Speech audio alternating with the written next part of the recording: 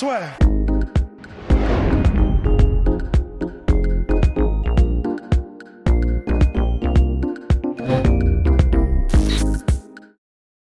Bonjour mon cher Rust. Bonjour. Alors on va parler de Sean O'Malley, mon cher Rust, qui a affronté Eddie Wineland lors de l'UFC 250. Il s'est imposé par KO, Super Walk of KO. Dana White Jorian s'est un petit peu enflammé en disant c'est le plus beau Walk of KO dont il était témoin. Bon, calmons-nous mon cher Joe. Ouais, faut voir. Alors moi je trouve que le finish est superbe, magnifique feinte, mais moi j'ai quelques inquiétudes quand même pour la suite pour notre cher Sean O'Malley. Allez-y mon cher Rust.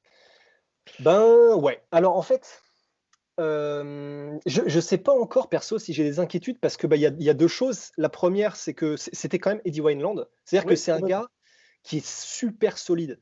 c'est La- pas lui qui a le record de victoire en bantamweight dans l'histoire de l'UFC? C'est possible, hein. Ah, c'est fort possible Ouais. parce il y a un bout de temps qu'il est là, il y a un bout de temps qu'il garde le phare quand même.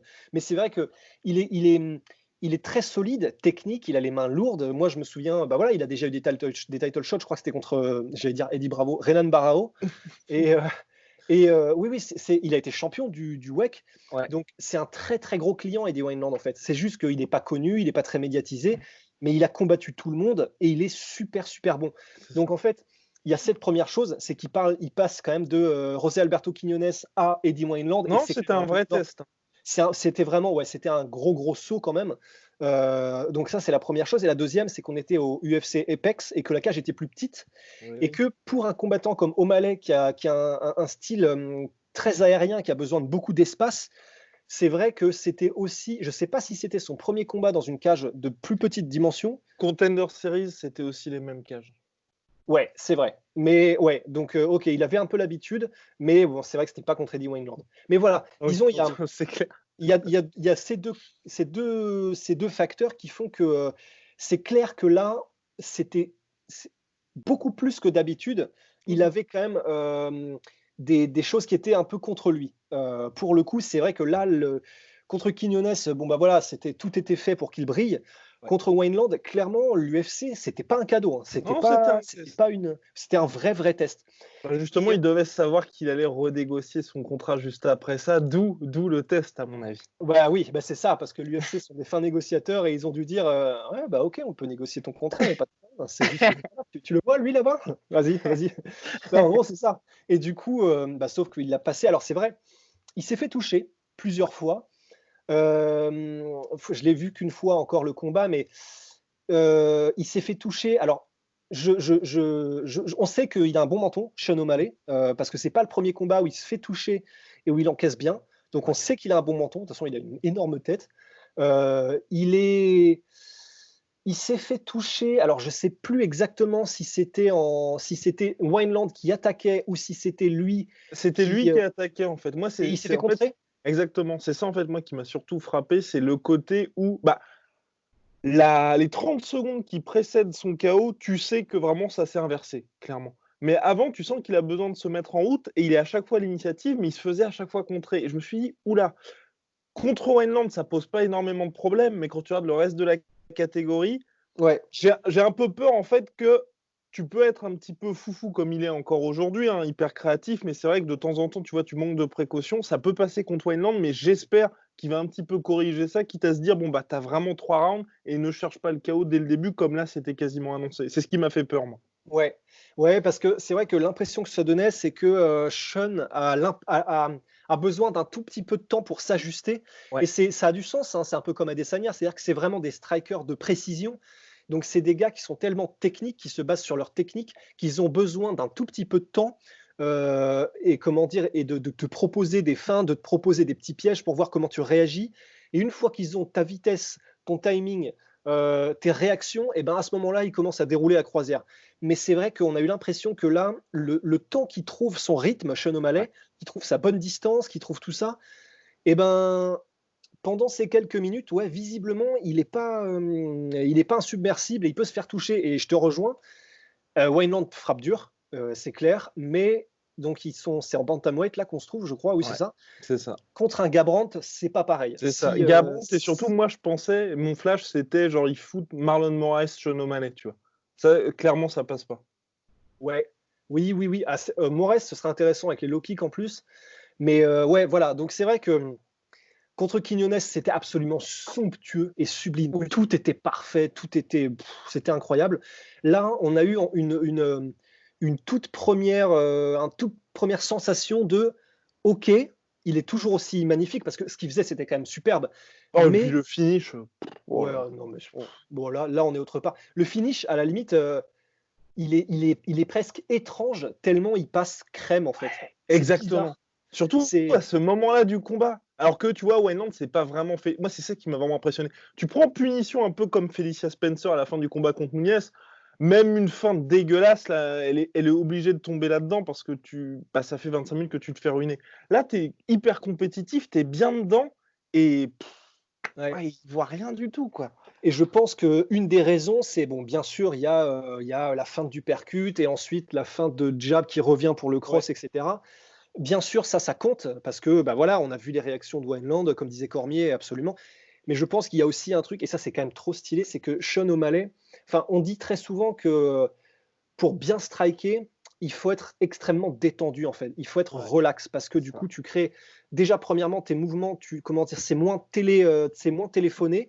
Et en fait, plus tu es, comment dire, plus tu es tendu et plus tu es carré, etc. Et plus, en fait, comment dire, moins tes coups, tu peux les dérouler avec aisance. Et du coup, il y a une relation directe entre la vitesse que tu peux créer et la décontraction que tu as. Et en plus de ça, bah, Sean O'Malley, il a cette espèce de style où il n'est pas garde haute comme ça, il est détendu et c'est vraiment, tu sais, il peut, boum, il a des angles qui sont pas forcément faciles à lire et quand voilà, quand tu combats un striker qui est aussi détendu, il y a des coups, c'est vrai qu'en fait, tu peux ne même pas voir venir.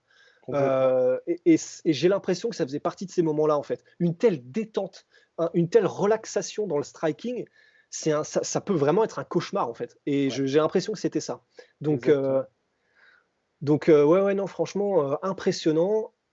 Voilà, maintenant, je pense que tous les deux, on a juste envie. De toute façon, maintenant qu'il a battu Eddie Wineland, il est obligé de prendre bah, top 10 sûr, mais top Oui, 5, quoi. complètement. Donc, Parce que et c'est là, en fait et là, c'est là où j'ai peur aussi, c'est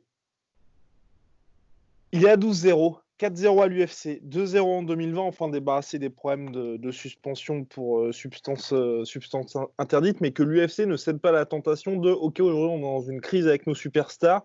Il faut qu'on trouve des mecs qui coûtent pas très cher. Même lui, hein, Sean O'Malley a dit moi, je veux renégocier mon contrat. Et c'est vrai que quand il va renégocier, il sera à 100 000. Enfin, rien de bien méchant pour l'UFC. Et donc, qu'il soit pas tenté, justement, de trop le pousser trop vite et directement, tu vois, de faire.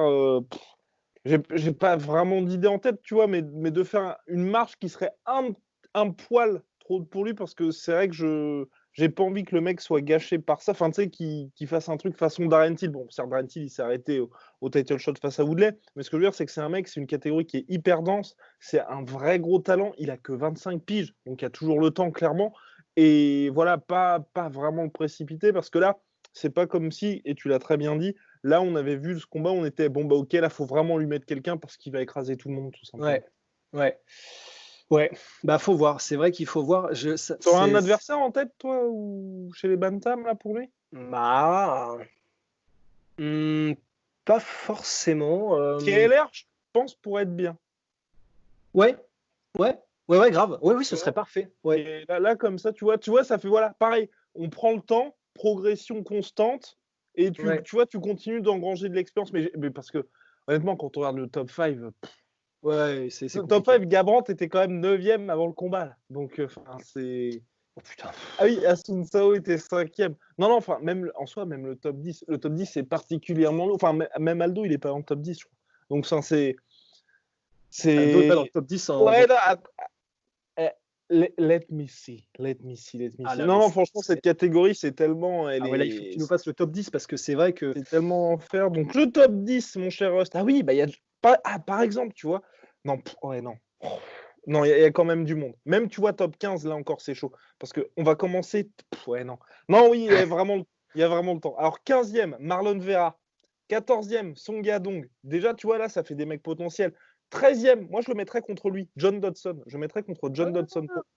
C'est bien parce que tu vois, tu as un mec durable et tout. 12e, Cody Stamann. Pourquoi pas aussi, même si là, tu as un autre, pas Très bien. prospect, mais un mec aussi jeune. 11e, Cruz. 10e, Rob Font. 9e Gabrandt, Attends. 11e Cruz. 11e Cruz, 10e Rob Font, non, non, pardon.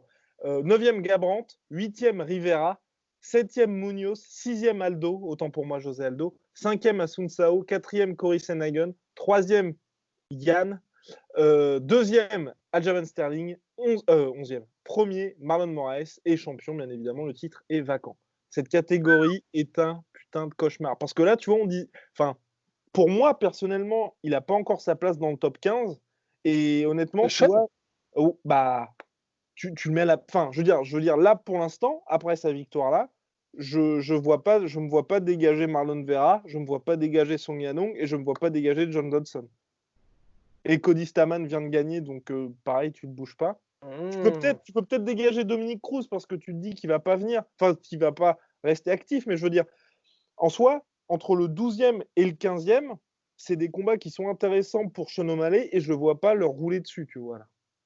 Ouais, mais c'est vrai qu'un petit, moi j'aimerais bien Cody Stamann, juste pour le test en fait. Ouais, exactement. Ouais, parce que stylistiquement, tout à fait, parce que pour le coup, Tom Duquesnoy est passé par Cody Stamann et on a vu que justement face à un mec qui est lutteur américain, hyper physique, qui est très solide, mais qui n'a rien d'exceptionnel, nous le cachons pas, il va jamais être champion. Ça avait été très compliqué pour Tom qui avait perdu par split decision et c'est vrai que pour un mec comme notre cher Sean O'Malley, ce serait un test. Comme quand Israel Adesanya a battu Derek Brunson. Voilà, ça fait partie de ces gars-là. Vous avez l'archétype d'un combattant. Si vous passez ce test-là, l'UFC peut dire ok, on avance. Un peu comme ce que Cyril Gane va avoir avec Shamil Abdouragimov.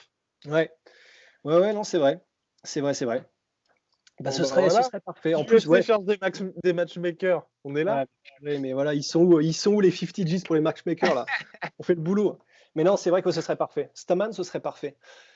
Et puis en plus, stylistiquement, avoir un gros, parce qu'il est énorme, Cody Stamann, disons, il est ultra épais, il est durable, il est mine de rien, voilà, il est technique, il en veut, il est là pour être dans le top 5. Oui, ce serait le clash parfait. Ils sont tous les deux sur la pente ascendante, ils en veulent tous les deux, ils sont tous les deux bons dans leur domaine. Donc, ce serait parfait. Honnêtement, ce serait parfait. Formidable, mon cher Ross. Il y aurait du bad blood, je pense, parce qu'ils ont tous les deux des fortes personnalités. Ouais, exactement. Rendez-vous dans quelques semaines pour la prophétie. Big shout out to my protein, moins 30% avec le code la sueur, en plus de toutes les promotions sur le site. Voilà, mon cher Rust. À très vite. À très vite. Soit. Vous avez aimé, n'hésitez pas à lâcher le pouce bleu et puis abonnez-vous aussi si vous voulez toujours plus de contenu exclusif, de podcasts, d'interviews et